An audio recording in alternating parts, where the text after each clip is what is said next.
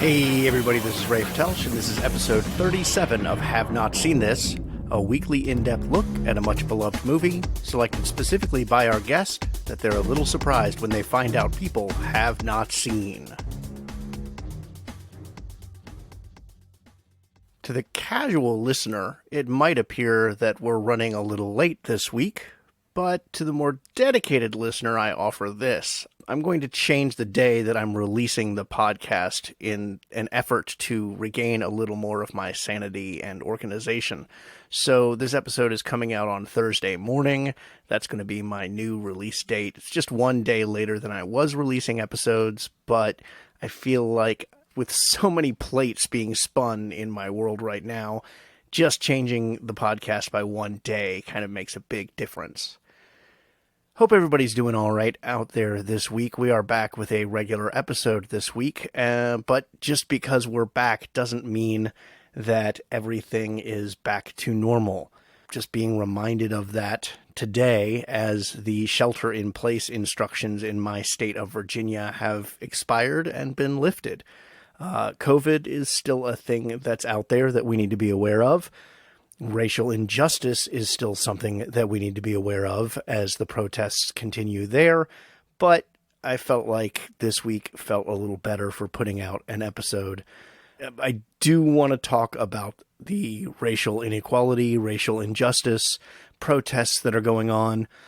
As I said last week, if you're able to participate, I hope you're finding a way to do that. And my way, on top of other things, one of the things I did was I turned my Friday inquiry towards that last week, asking for suggestions of films that tackle the subject of racial inequality, and got quite a bit of responses on this. Sean Burns said, I just watched Just Mercy yesterday. Warner Brothers has made it free at this time. It is available on many platforms. I watched on Amazon Prime and also saw it on iTunes. Chris Eklund said, obviously Do the Right Thing as shown, but his Malcolm X is really well done also. Denzel Washington is top of his game. Selma is another fantastic example, though a period piece, it is strikingly relevant today. Thomas Mariani chimed in with, I Am Not Your Negro is a great documentary that marries clips of James Baldwin and his writing narrated by an understated Samuel L. Jackson over gross depictions of black culture and examples through history of white supremacy suppressing black figures. It's powerful stuff, currently on Amazon Prime. On the more cinema-driven side, Horror Noir is a thorough doc on black filmmakers in horror and how the genre has treated black characters over its history. Shudder currently has it free to stream, even if you're not a subscriber.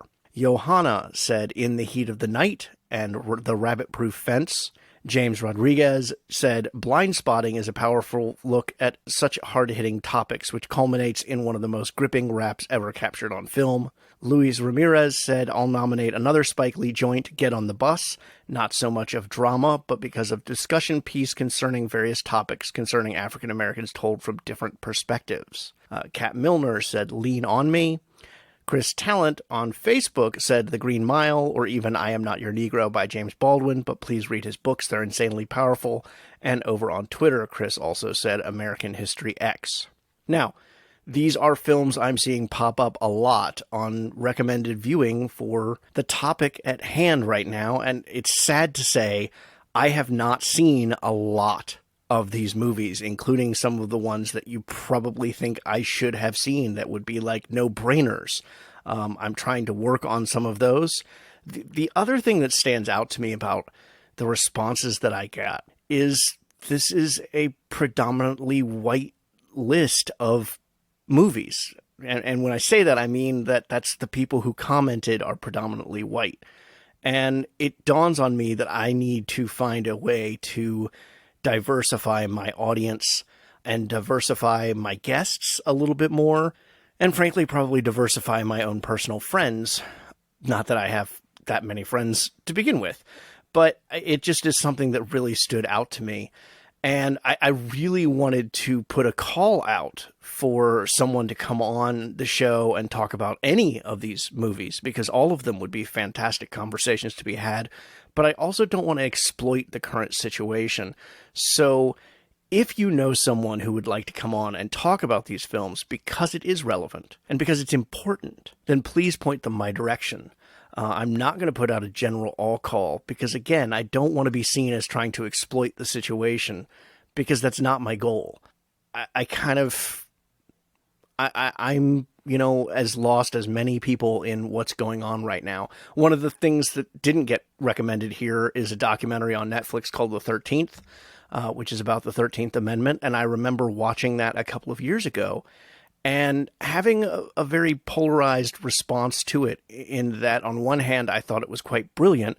And on the other hand, I wondered how much bias was put behind it. And what I'm realizing in the time that's passed since I watched that, and especially with these more recent events, is my suspicion of a bias is because I'm coming at it from a white perspective. And I think it's valuable to get that other perspective with an open mind instead of assuming that there's an agenda. And that's a personal shortcoming that I need to be able to put aside. So that's something I'm working on. And that's part of how I'm trying to inform myself. I know a lot of other podcasts out there have been promoting resources or other social media feeds or that kind of stuff. And I've been suspiciously quiet. And I know the phrase that's been going on right now is silence is violence. I'm not being quiet as much as I'm listening and I'm reading and I'm trying to make sure that I'm well informed and that I'm in the right mindset. And I encourage you all to be doing the same thing.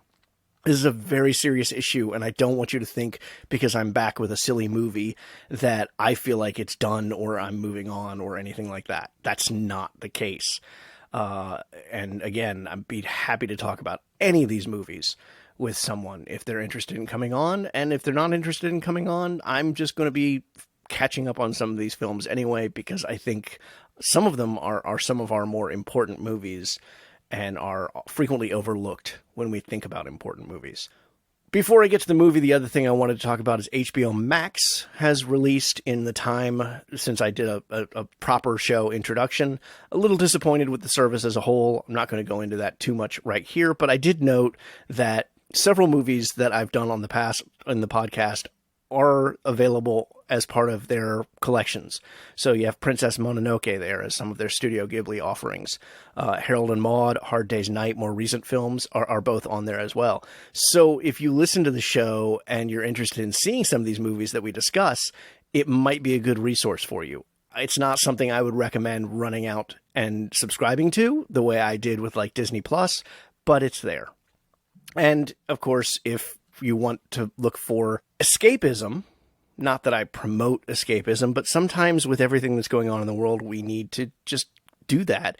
Then, of course, obviously, HBO Max is going to have a lot of offerings there as well. And escapism, I guess, is kind of the facet that I'm using this week as I turn to this week's film, which is 2013's Sharknado. Because it's summertime, and summertime is supposed to be for big, blockbuster, quite frequently silly films, and we aren't really getting those with movie theaters still closed and slowly starting to open. And hopefully we'll be able to go see films in the theaters again very soon. I know a lot of films that are slated for July releases are still kind of expecting those, so who knows, maybe we'll get to do that. But Sharknado is kind of the pinnacle of silly blockbuster type movies.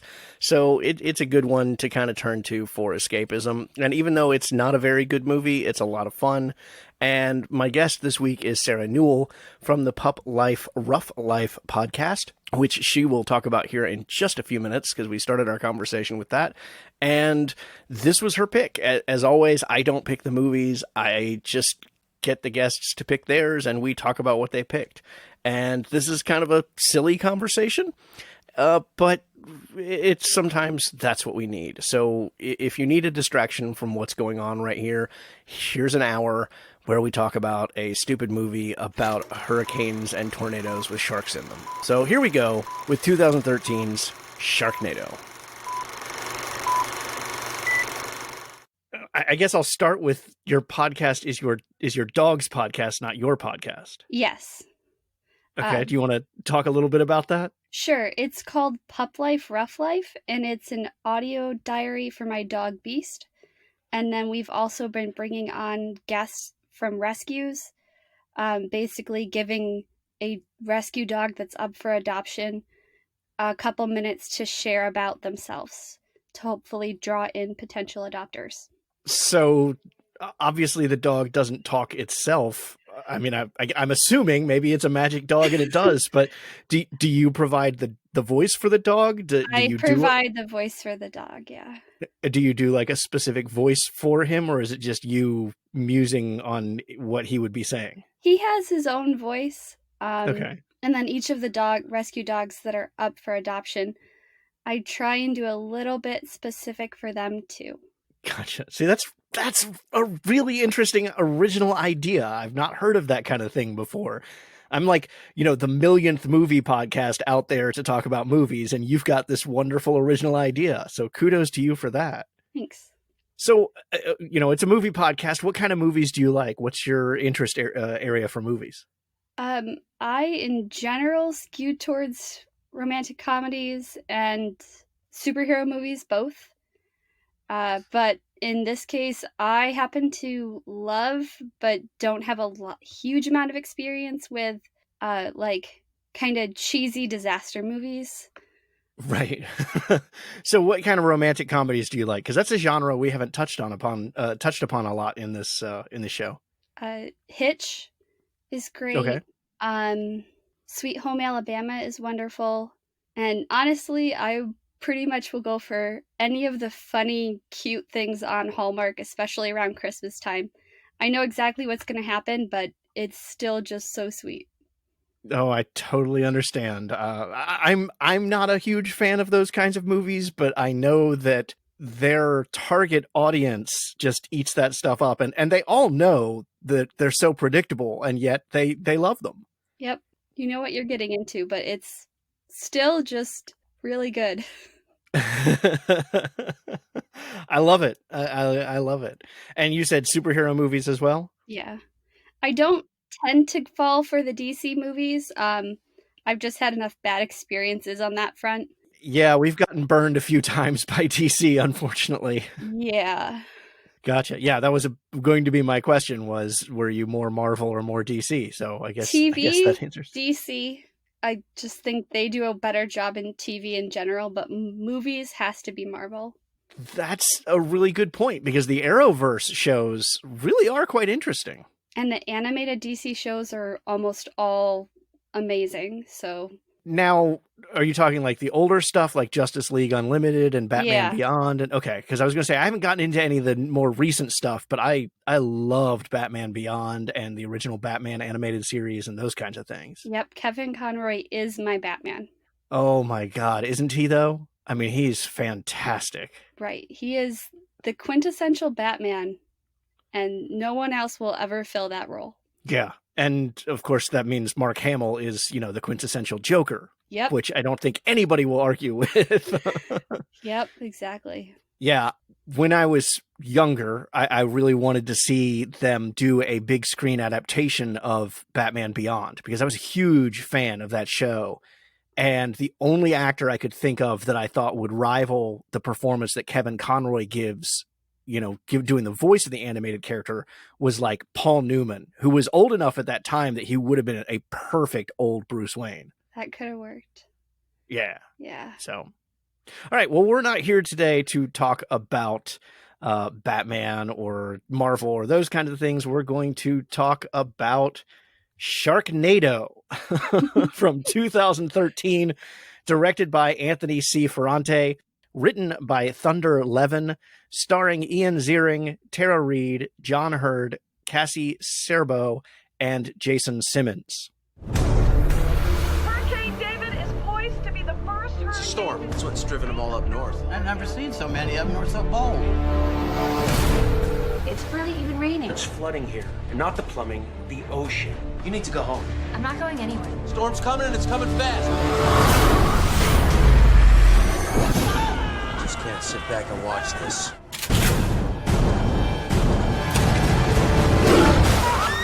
Tornado's heading towards the airport. We need to destroy it before it gets to them. Watch out! You can't just wait here and wait for sharks to rain down on us.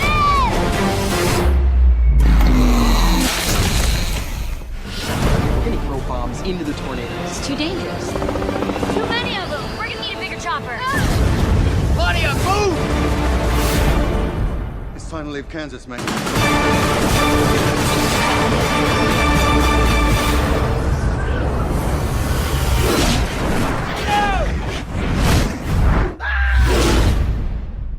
And just to head off the criticism or the complaints, yes, this was a made-for-TV movie, but it got such a cult following that they did a one-day theatrical release of the movie, so it was in theaters, so therefore qualifies for the show. So says not only me, but the brain trust of people that I asked before I said, okay, yeah, we can do this. So how do you describe this movie to someone who has not seen it? It's not a good movie, but Well, you're convincing them right away with that opener. it's not a good movie, but it's also absolutely amazing. There's just enough science that you're like, wait a second, you got that right. And then they make everything else just make absolutely no sense. It's kind of one of those terrible, amazing movies. Yeah, I'm going to agree with you on that. I try not to pass judgment on the movies that are brought here. That's impossible. I mean, I'm going to like the movie or I'm going to dislike the movie. And when I dislike the movie, I really try to hide it. I'm going to say, this is not a good movie, but damn, I had fun watching it. Right? I mean, it's not good, but it is objectively great to watch. At least for me, it's hilarious. You just laugh and enjoy the crazy roller coaster, basically. Yeah, I mean, I take notes when I'm watching movies for the podcast, so I have points to bring up when we're talking, in case, the conversation needs a boost here or there's something I specifically want to remember. I just recorded an episode that was Monty Python and the Holy Grail, and I got about 3/4 of a page of notes. I have 2 pages on this movie. Because it's just that far out there.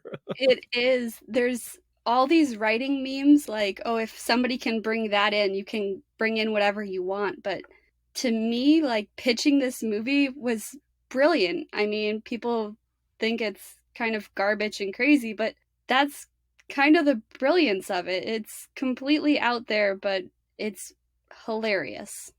Yeah. So you opened by saying this is not a good movie. So when I asked for movies for people to come on the show, this was your choice. Why was Sharknado your choice? Why is this the one you brought to talk about here on the show? I love this movie. It's so much fun. Like, you just get to laugh, and sometimes bad movies are great in their own way. Like, this one is kind of a good stress relief. You get to see people goofing. Like, there are scenes that definitely weren't correct. But it's still, like, funny. And, seeing things be wrong and seeing it still have done great is kind of a morale boost sometimes. And also, like, it's really just kind of crazy fun. Gotcha. So what is your history with this movie? When were you introduced to it? How much do you watch it? That kind of thing. 2016. So I was pretty late to the bandwagon. Okay, because this came out in 2013, so that was 3 years after it came out. Okay. I want to say, working at a summer camp when the movie originally came out, so you were pretty isolated and you didn't get to kind of catch up with culture. So there were rumblings of it, but nobody actually saw it. And then years later, it came back to my mind and I was like, I need to see that. So I sat down to watch it. I invited my husband, who did not join me, and proceeds to laugh at me when I talk about this movie. He actually said, I can't believe you're going to do that. You're going to tell people you like that movie. It's so bad. Please don't embarrass yourself. And I was like, it is too late. We're going to do it. I'm going to say I like the movie. I've actually only watched the first 2 because I still want to find somebody to watch the rest of them with me that would actually enjoy it. And I can't find anyone, which might be a sign. So I knew about the first one coming out. And it was one of those like, oh, I'll watch it when I get time. And then it just wasn't a big deal. And then I remember them announcing a sequel and the people who loved this first one being excited about it. I had no idea there are 5 sequels to this. There's a total of 6 movies in this series. Yep. And the last one involves time travel. I really want to see them, but I just part of me can't bring myself to watch them without somebody else to enjoy them with. And when kind of the lockdown started, I invited my best friend to watch it with me at the same time, and we like chatted while the movie was going on. So like, a month or 2 ago, and she did not enjoy it. I was like, are you sure I couldn't persuade you to watch the third one? And she was like, no. So unfortunately, I'm either going to have to watch the rest of them by myself or find the other fans that are just hiding in random corners of the internet. But I have not found anybody that actually enjoys them other than me. Well, I'll tell you what, I didn't expect great things from this. I knew it was going to be a cheesy, bad movie. I mean, that's kind of what it's intended to be. Yep. But when I finished it and I was looking at, behind the scenes and that kind of stuff, and I discovered, I knew there was a sequel. I did not realize there were 5 sequels. I kind of wanted to go ahead and watch the next one. It's set in New York. That's the one I've seen. And you know what?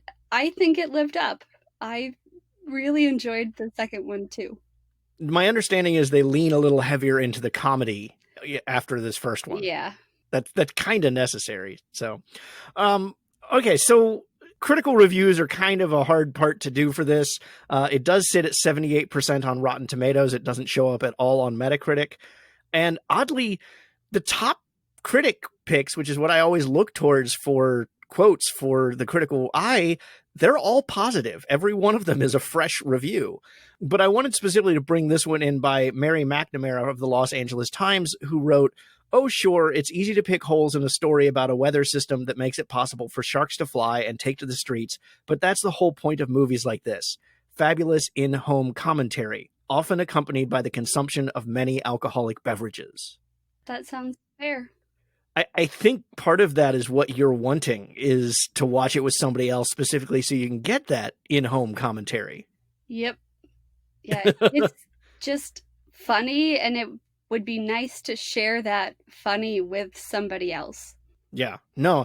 And the consumption of many alcoholic beverages kind of keyed into that, because while I was watching this, I started thinking maybe as we're discussing this today, we can kind of come up with a Sharknado drinking game, because there are some elements that I want to bring up because they repeat so often in the movie. So maybe we'll create our own little Sharknado drinking game as we talk about this that listeners can enjoy. Okay. So I guess I don't like going through the movie beat by beat, but I do want to talk about a couple of things. I guess the best place to start is the characters. I thought the best place to start was going to be the beginning of the movie, but you have this weird little scene on a boat out in the middle of the ocean where literally in the first 30 seconds, they show you what a Sharknado is. Like they don't even wait. It's 30 seconds. You've got a funnel of water with sharks in it. Yep. And then you've got this scene with a boat that's pointless to the rest of the movie. There are reasons to do scenes like that. You're trying to just set things up, but its own little vignette. It's its own little thing. Well, and to me, it almost defines the movie because it has a level of violence to it that is kind of that made-for-TV movie violence. Like, the scene ends with this captain getting ripped apart by the Sharknado, but it's done in such a way that is very clearly somewhat television safe. It's not tremendously gory while trying to give the illusion of being gory. Yeah, it was gory without actually being gory. I was rewatching that earlier, and yeah, like, his face goes away, but was there a lot of blood while this was happening? They just kind of smeared it in darker and darker with, like, dirt, and then all of a sudden he was dead. Right. Like, they definitely hid the gore. Like, you could tell it was supposed to be, but they didn't want it to be. Right. And I feel like that happens throughout the movie. I mean, there are times when they're happy to just let the blood flow. Especially like when Baz, the kind of the best friend character, he gets bitten by a shark not once but twice, and the blood just kind of flows from his leg when after the shark bite is done. But then you have moments like that where there is no blood, or the blood is this horrible brand of CG. Yep. So then we're introduced to our main characters, and I guess that's a great place to start. So our main character, played by Ian Ziering, is Finn. And tell me what you know about Finn. So I think, so he's a surfer. Yes, we get several times that he's a world-class surfer. I think that's a take a shot right there, how many times they say that. Yeah. He owns the bar. Right. And I think he was in the Coast Guard. Why do you think he was in the Coast Guard? Because at some point, when they're in the car, after he's picked up his daughter and ex-wife, he says the Coast Guard motto, which is always be prepared. So right. I'm going with Coast Guard. Okay. I found it really hilarious that they never give us much of a backstory on him other than, being a world-class surfer. And we see him suit up to do this rappel at one point in the movie. There's a school bus, and he's afraid that it's filled with people, and he's going to rappel down off of the bridge and save them. And when we see him suiting up and putting on the gear and putting a knife in his holster and that kind of stuff, it's almost this Rambo-esque getting ready for battle scene. And I just looked and was like, did I miss something? Who is this guy? That scene is why I think the Coast Guard thing makes sense, because it does seem like he's some sort of ex-military, that he would have all of this stuff in his car. I mean, yes, be prepared, but I think there's a line to be prepared that was somewhere before all of that being in your car. Right. Yeah. He just happens to have this rope and rappelling gears and all that kind of stuff. I mean, it's a little, well, it's very ridiculous, but it fits the movie. I mean, as I said, I had a lot of fun watching this. As much as I picked it apart in my notes, it's like that's a fun scene. It's great. And in that scene, there was only one thing I didn't like. The rope was fraying. Oh, was it? Yeah, so they're pulling him up after they get the teacher up, and you're like, oh, that teacher's gonna die. The teacher gets up, and I'm like, that's a little disappointing. Not that, you want somebody to die, but you wanted someone to die. They set it up where you were sure he was gonna die. And then Finn's coming up, and the rope is like half gone at one point. And you're like, oh, it's gonna break, and he's gonna have to hang there. And that totally didn't happen. And I was like, oh, you set something up. No, instead you get sharks hanging from the rope as they attempt to bite him for some completely unshark-like reason. And jumping that far out of the water to do it. And then the shark, I don't know, grabs the rope. But next thing you know, the rope is like tied around the shark as the shark is falling. Yes. None of that makes sense. Well, and what cracked me up in that scene, since we're already talking about it, is, Boz is struggling to pull up the first girl. And you have a school bus full of kids. There has to be a dozen kids there. And Boz is just struggling trying to get this rope up. You can see him kind of have an issue, and then they get her to the top and they're like, all right, the next one. And I'm like, man, he is not going to cut it. And then the next thing they show is all dozen students at the top. Like, they've succeeded in doing this, and now they're going to lift up the heavy teacher. Yeah, and then no one else is helping him. The whole time. They even tell I think they tell the daughter to go help. And so she goes and stands by the bridge and just yells down, like, none of you can pull a rope? What's wrong with you? and you're right. It completely sets the teacher up. I even wrote that down. This is the teacher's not going to make it. It's very clear he's not going to make it. And then he does. And you're like, what? That was a misdirection. And then, of course, he meets his fate. Yeah. Yeah. Mom always told me Hollywood was going to kill me. Yep. But Boz also, I guess switching to him, also gets some really terrible one-liners in here. I mean, really, really terrible one-liners. Right in the beginning, when Nova is hitting on Finn, And then he's like, you work for me. You're my employee. We can't do this. And then Boz is like, you don't work for me. Like, okay, just leave her alone. Right. He sees the 3 tornadoes in the distance and says, time to leave Kansas, mate. Yep. But the worst one, which I cannot believe made it to air, is after they go to Finn's wife's house and they defeat the shark there and the water is just filled with blood. Boz says it looks like it was someone's time of the month. Yep. I cannot believe that made it. Why did you let that go? I mean, I was like, I don't know if I laughed or my jaw dropped when I heard that line. I was like, really? Yeah, I'm like, oh, really? Did you have to? Yeah. So over the course of we got one more character we got to introduce from the beginning, which is Nova, who is just a badass chick. I mean, she is definitely designed to be showing off her body to some degree because she's in, Daisy Duke shorts and a bikini top with a shirt over it. But she's also just a badass. She's the only one of them that knows how to wield a shotgun. Yep. And I like that she got the gun too, where Baz got the baseball bat. She just went right for the gun right in the beginning. Oh yeah, and like there's a moment where the shark, they have a shark on the roof of their car.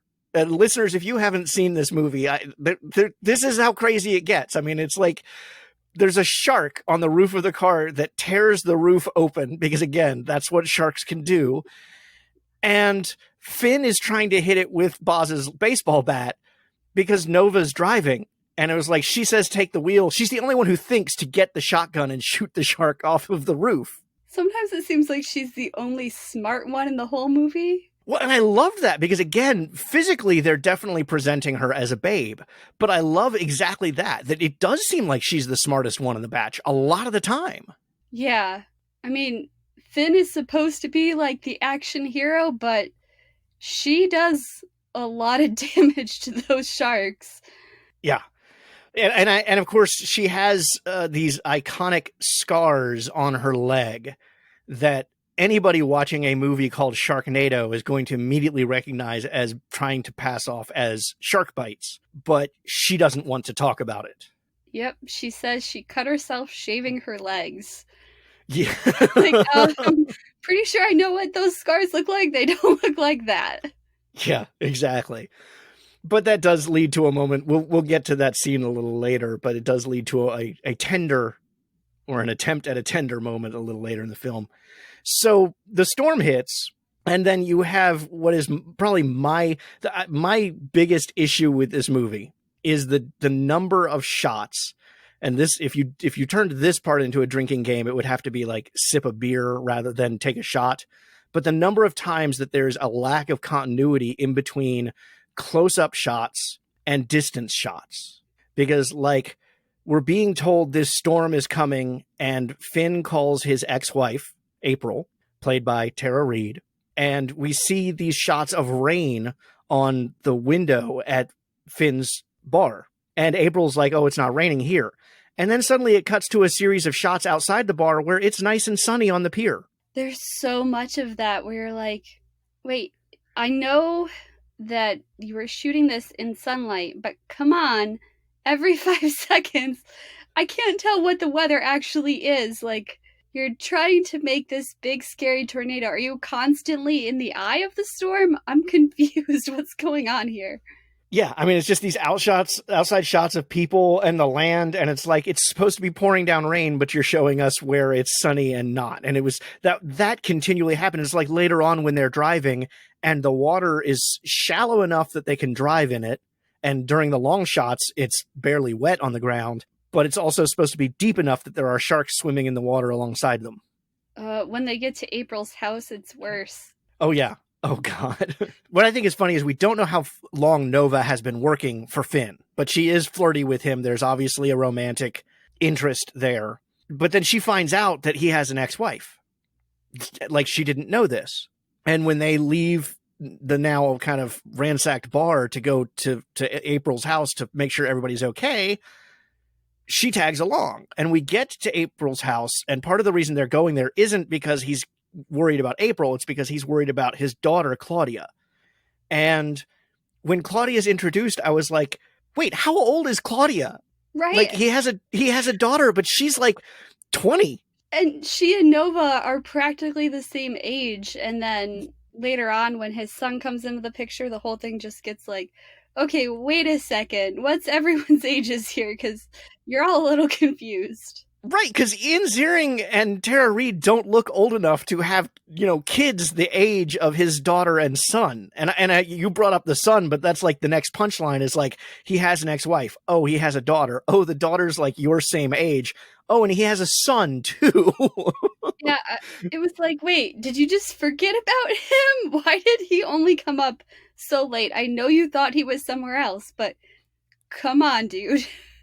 But and that I think is what annoyed me is later on, and this is the second time we've alluded to it, so maybe we'll talk about it later on. There's a scene where they're prepping and they're getting ready for the big final epic battle, and there's this attempt to force some pathos into the film there. They create these emotional moments, and one of them is his daughter kind of being depressed and sullen because he cares more about his son than he cares about her. And his response is, I came for you first. Remember that. And as an audience member, I'm going, we didn't even know he had a son until he found you. Right? The son can't be more important. Like, he didn't even care. He wasn't thinking about his son. I mean, he does say he thought his son was out of town, but I don't know. I feel like unless you knew for sure, you would be calling to check on that kid if you actually cared about him. Or just to tell him, hey, we have to abandon the bar. I don't know, something. Well, yeah, and this is supposed to be 2013, but yet none of them seem to have cell phones. Yeah, where are your cell phones? None of you can call each other? I think maybe did they try it? No, they didn't even try, did they? No, April, that's the first thing when they stop at the gas station or convenience store or whatever it is, the first thing April says when she goes in is, can I use your phone? And he says, oh, it's been out for hours. But there was no attempt to use a cell phone of any type. Yeah, they don't even think about the poor boy. Yeah. They just leave him up there and then run for him like, oh, we need to get to you, but we're not going to try and get in contact with you to warn you. We're just going to drive like crazy people. Which let's talk about that convenience store scene for just a second, because I'm sure they were going for humor because they're watching the news and the news is talking about this storm and these sharks being kind of an apocalyptic event. And the store clerk starts going on this tirade about conspiracies, about how it's the government that's behind this and it's all of this. And I'm sure they wrote it for comedic effect, but that was a little scary accurate given our current climate with the coronavirus going on. Yeah, because of course everything is a conspiracy, right? And so that's like, you could actually hear that stuff in real life from people right now. And so it's, yeah, a little uncomfortable. A little on the nose. Yeah. Yeah. Uncomfortable. That's a good way to put it. Yeah. I mean, I laughed, but I didn't laugh for the reason that they wanted me to laugh. I laughed because it was like, wow, you guys nailed it. That's exactly what some people are going to be like in apocalyptic an event. Yeah.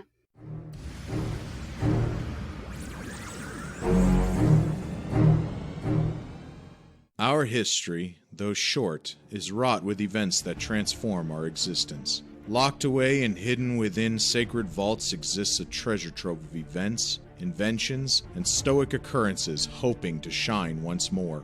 These gems have many facets. Some shine like beacons of hope and others are dim with warnings of future transgressions. Sometimes history is easily accessible, and this is the history that we know by teachings. But what of the history that we were never taught? Sometimes we must act as thieves to steal the locked treasures of history and find out what secrets lie beneath. Join us as we pick the locks, open the hidden artifacts, and bring these treasures back from whence they came. Only on Ransack History, presented by Sound at Heart.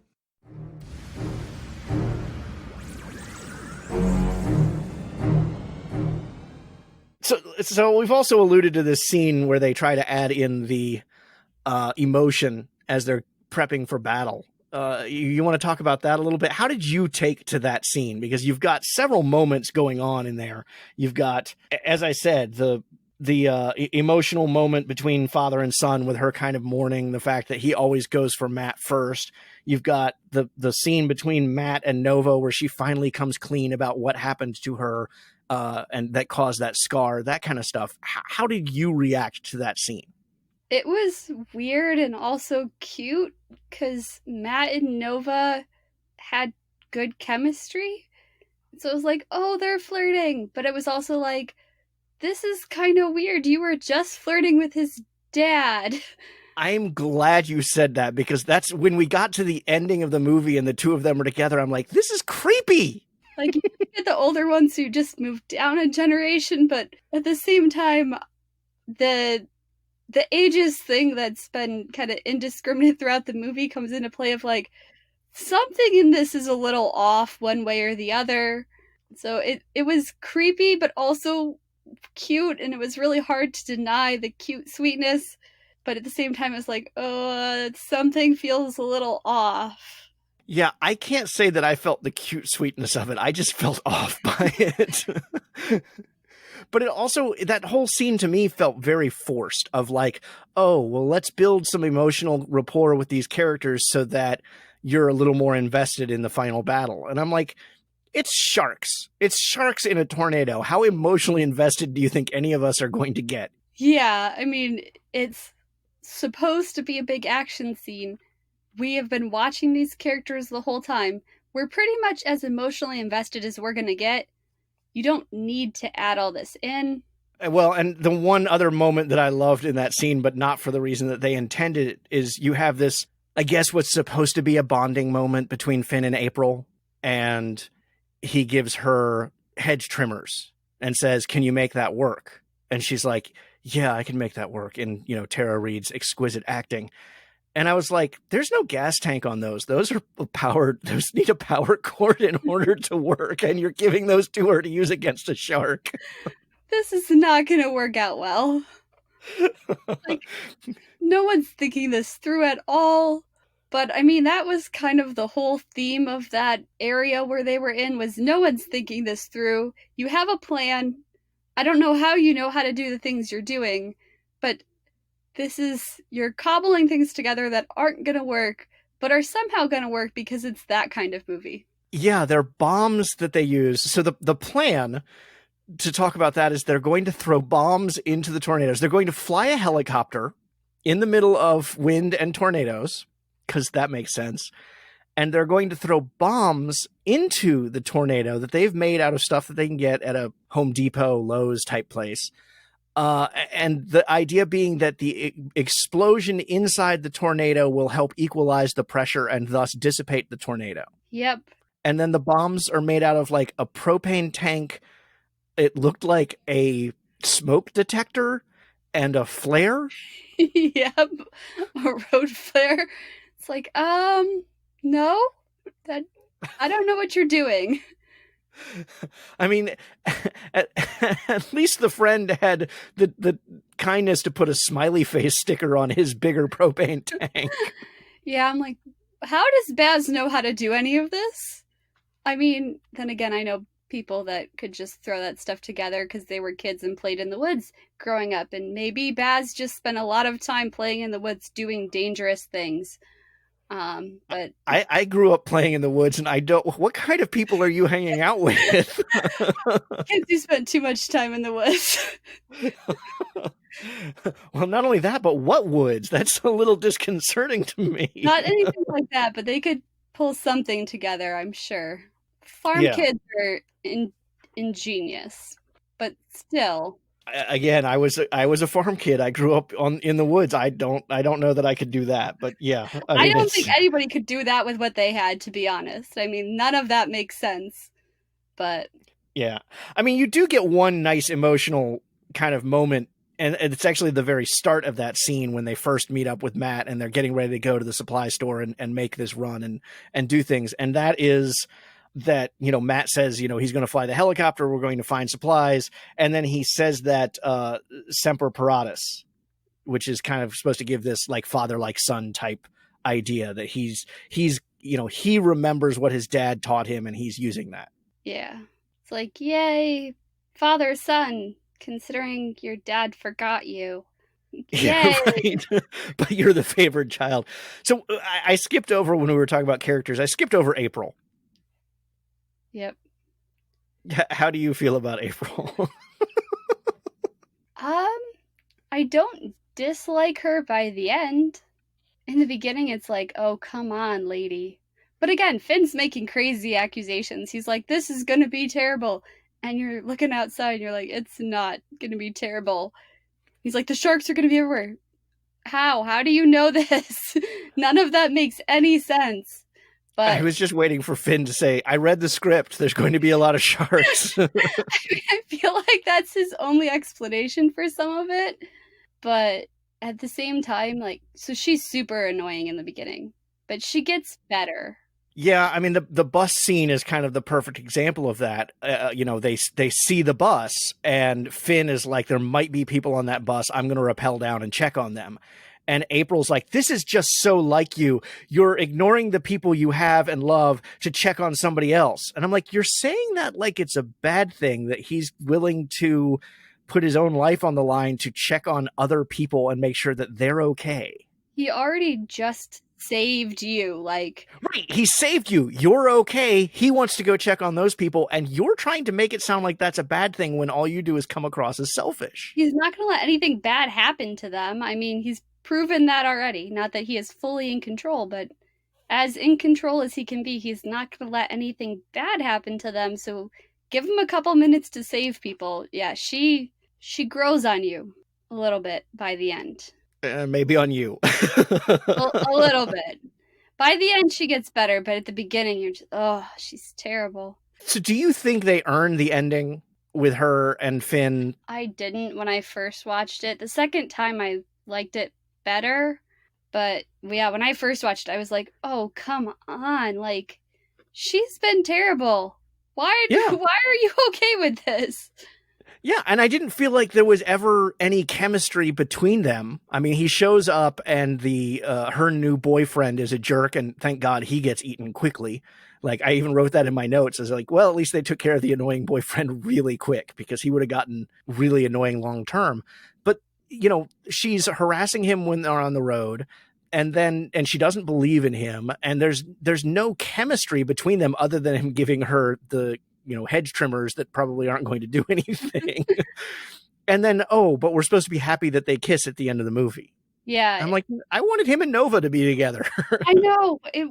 It was very weird and uncomfortable, especially because you bring the sun into that whole picture at some point. And you're like, okay, what's the right answer here? None of it.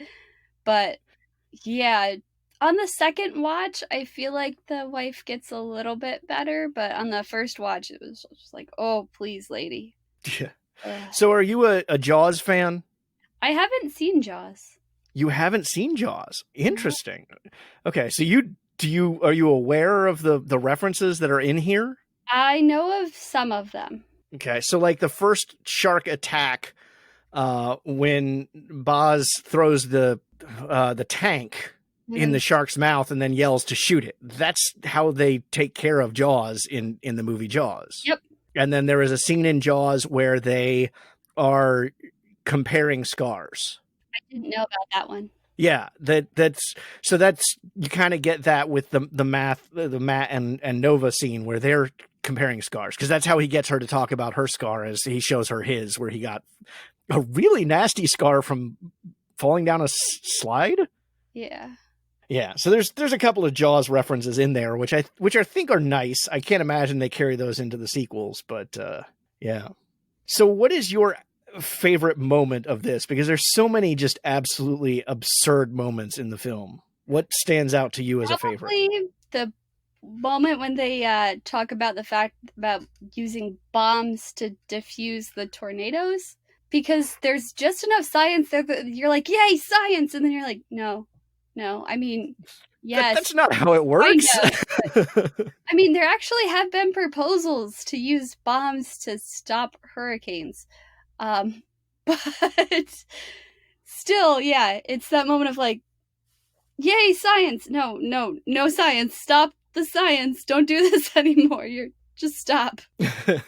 All right. On the flip side, what is a moment here that just crosses the line that's just too absurd even for you? The end.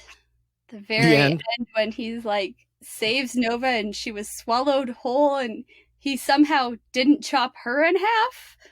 Like the whole thing's just like, okay, this is great, but also what just happened? Yes, she's swallowed whole. He miraculously is swallowed whole by the same shark out of all of the sharks that are there that he jumps into headfirst with the chainsaw and somehow doesn't cut Nova with it. Yeah.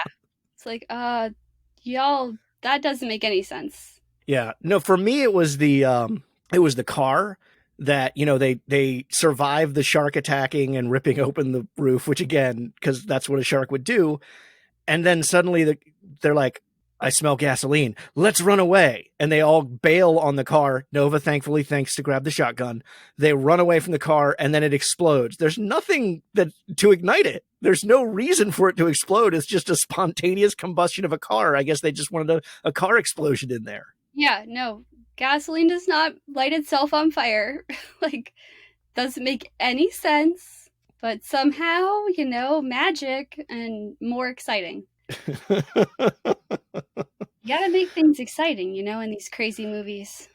Well, I can understand them wanting to somehow get rid of the car so they can upgrade to the Hummer that they get, which again is kind of a leap in logic. Is next to the gas station is a movie cars for sale or rent.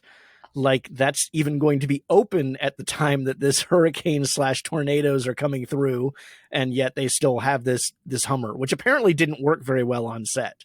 Yeah, that's what I was reading. Like, did not function. It was missing parts. Yeah, but it does allow them to upgrade the vehicle, and then it allows Boz to pimp it out later on with the spikes and put the bombs in and that kind of stuff. Yeah. Throw all that stuff together from the hardware store, magically figure out how to upgrade your car with all that, and then save the day with the fancy car that you happen to find in the most improbable place ever. Right. It's not logical, but it's fun. It's fun. That's the point of the movie. It doesn't have to be logical. No. Let me look through my notes and see if there's anything else I wanted to mention. Anything you wanted to hit on that I haven't brought up yet? When they kill the husband or the boyfriend, Yes. died. The water is so red. I'm like, how many bodies are in that water? Excuse me. There's got to be like multiple bodies in that water if you manage to make it that red that fast. Like, that's not gonna work.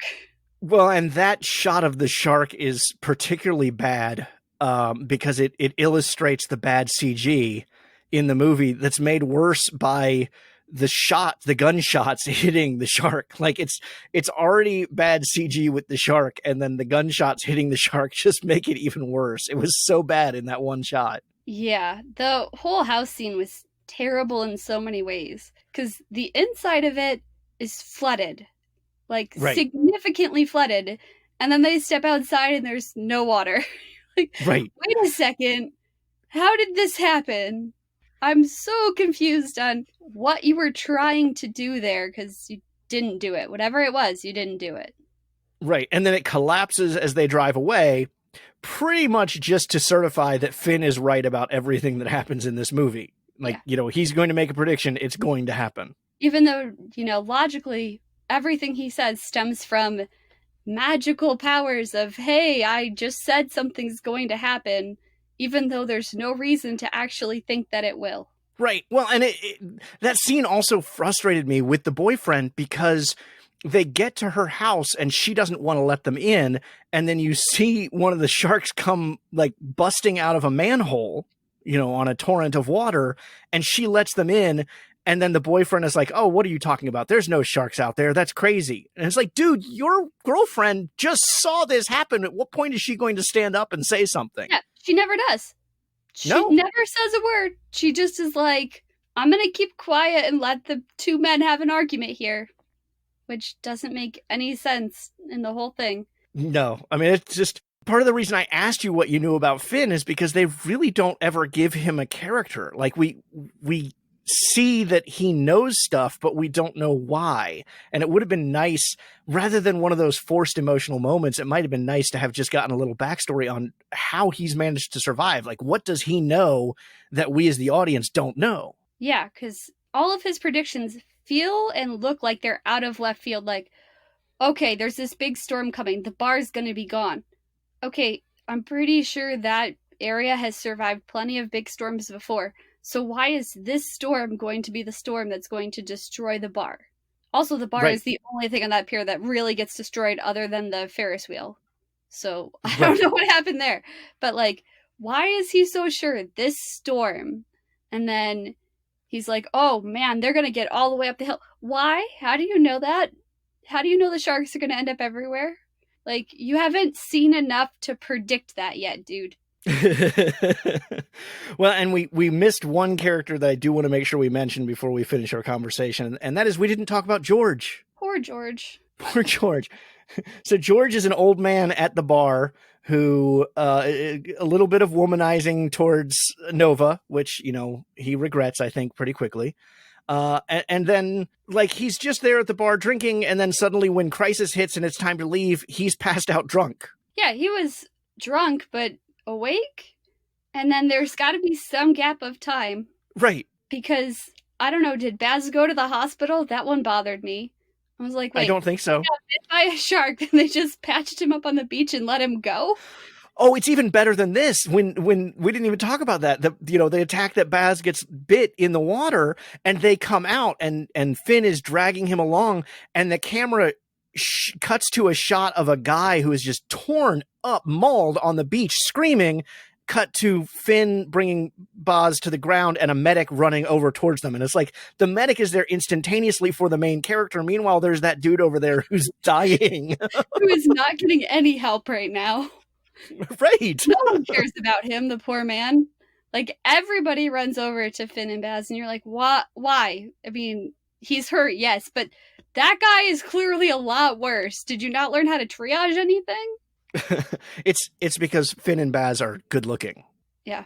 I mean, it has to be. It's the only explanation. Yeah, I mean, that's true. So I forgot to ask you before at the very beginning of the show. It's a new question that I keep forgetting to throw in. What are your have not seen this movies? What are movies that you have not seen that people give you a hard time over? Everything. Everything. There's a running list at work. Oh, really? Yeah, like a physical list or just a joke? No, a physical list that they started writing out because they're like, what do you mean you haven't seen that? What do you mean you haven't seen that? And yeah, there is a physical list that I just ignore, to be honest. I was going to ask if you could tell me some movies on it, but no, if you ignore it, that's fine. I think Office Space is on it. Oh, do you work in an office? Yeah. You should fix that one, because that is like the best way to survive working in an office is knowing that movie. That's what they keep saying. And so far I have not moved that off the list. Gotcha. Okay. Well, the reason I ask is because we're going to move into kind of the closing credits here. And the first bit is the algorithm says. And this is a lightning round, your reactions to movies that algorithms say you'll like because you liked Sharknado. But I can almost promise you do not know any movie on this list. Probably. So I think this is an opportunity for us to just laugh at some of the titles that were brought up by the various algorithms, having removed the other 5 Sharknado movies from algorithm suggestions. So these are other movies, not Sharknado movies, that were recommended. You just give whatever reaction you want, because I would almost wager you haven't seen any of these. So first up, Zombie Tidal Wave. No, but that sounds great. I think that goes on the list that I keep. Well, I ignore the list of things that they tell me to watch. This goes on the list that I keep in my head for things I'll actually go find and watch. Well, then this may be a very good list for you. Two-Headed Shark Attack. Okay, that one sounds weird. Okay. Mega Shark versus Crocosaurus. I've heard of that one. I haven't seen it, but I have heard of that one. Okay. Shocktopus. I think I've heard of that one too, because my friend makes little plushy animals of that. Of a sharktopus? Okay. Zombies. No, but that sounds fun too. I have no idea what it's about, but it sounds fun. It's like a zombie movie, but it's set at the zoo and the animals are zombies, as best I can tell. Okay, that sounds interesting. All right. Mega Shark versus Mecha Shark. No, that doesn't sound worth it. That doesn't. That's where you draw the line, is when we have a robotic shark in there. Oh, it's a robotic shark? Maybe. Well, Mecha Shark would be a robotic shark, yeah. Yeah, maybe. Okay. Ice sharks. Nah. Nah, okay. Lava lantula. I heard about that. I actually looked it up. It's streaming free right now. A lot of these are, by the way. So I saw that and I definitely started to watch it and then was like, I have other things to do. But I watched the beginning of it, like the first minute, and I'm coming back to it. My understanding is Steve Guttenberg from the Police Academy movies is in it because he passed up on Sharknado and it ended up being a huge hit. Yeah, that's how I found it. Was he passed up on Sharknado and it ended up being a big hit, so he went and did that one, which did not be a big hit. All right, two more. 47 meters down. Nope. Okay. My husband scuba dives, and we both talk about how that movie is just so wildly inaccurate, so I won't watch it. Okay. And lastly, Poseidon Rex. Okay, that sounds interesting. All right, we always end with a pop quiz, 4 questions, multiple choice questions related to the movie, and I know you know at least one of these, so we'll see how you do. All right, you ready? Mm-hmm.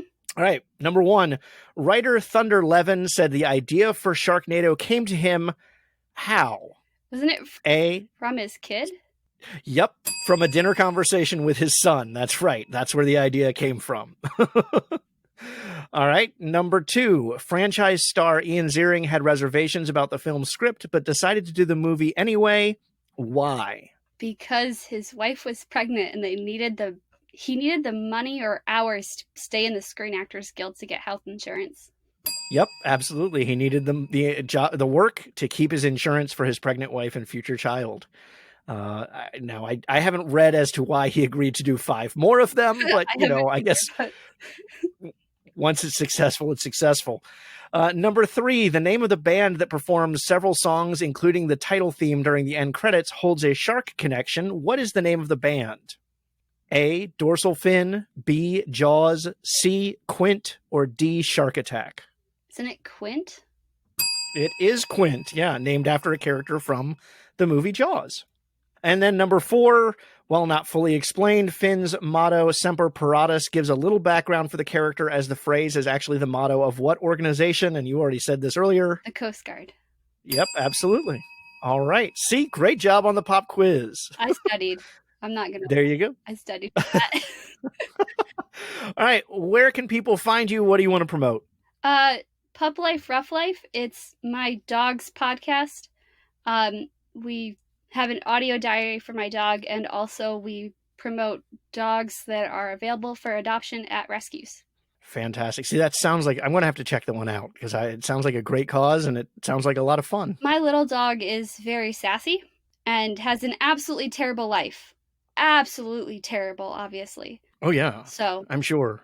Mine is sitting about 4 feet away from me under the covers in the bed, looking at me like, why aren't you paying me attention right now? Yeah, that would be mine if they were allowed this far back, because I was on this. So I said, no, you have to stay over there. So they're outside the door pouting. All right, Sarah, thank you so much for introducing me to Sharknado. I will let you know what I end up thinking of the other ones, because I guarantee you I will end up watching them. Sounds good. So that does it for this week, but you can keep the conversation going throughout the week on social media. Share your thoughts about Sharknado, or maybe tell me a movie you'd like to come on the show and talk about. You can find me at Talon Hess on Twitter, or the show at Have Not Seen This on Twitter, on Facebook, we're at Have Not Seen This Podcast, or email me at havenotseentthis@gmail.com. And of course, don't forget to subscribe to the show so you don't miss any of our upcoming episodes, including next week, which reminds us that nothing is simple when blood's involved. This podcast is available through all major podcast sources. Positive ratings and reviews are always welcome, as is just sharing the podcast with a friend and spreading the love. And if you like World of Warcraft or other Blizzard Entertainment games, be sure to check out my other podcast, Citizens of Azeroth, a World of Warcraft podcast, also available through all major podcast sources. Special thanks to Chris Talent for our wonderful theme song, and thanks to Sara Newell for providing this week's conversation. Until next week, I'm Rafe Telsch, and this has been Have Not Seen This. Be kind to each other.